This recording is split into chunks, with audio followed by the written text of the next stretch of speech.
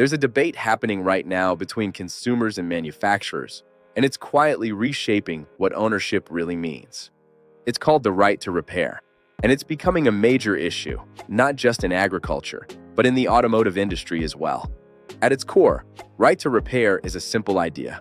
If you buy a vehicle or a piece of equipment, you should be able to repair it or choose who repairs it without being blocked by software locks, restricted tools, or manufacturer-only systems. For decades, that's how ownership worked. But as vehicles and equipment became more advanced, they also became more software-driven. Mechanical systems were replaced or supplemented by computers, sensors, and control modules. And that's where the debate really began. In today's automotive world, some repairs can't be completed with tools alone. Even after replacing a perfectly good part, the vehicle may not function properly until it's programmed or calibrated using manufacturer-specific software. In some cases, you can't just swap in a new module and drive away. The car may need software pairing, security authorization, or system resets that only the manufacturer or authorized dealers can perform. That creates a real problem for independent repair shops and vehicle owners.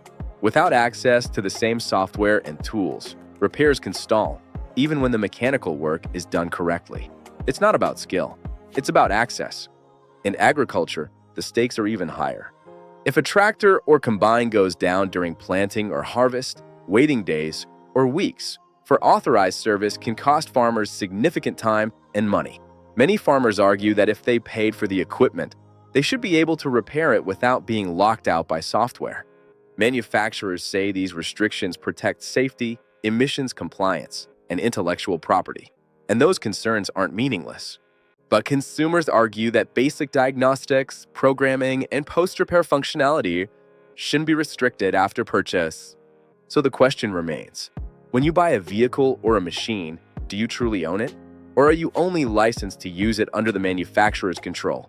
As technology continues to advance, that question is becoming harder to ignore.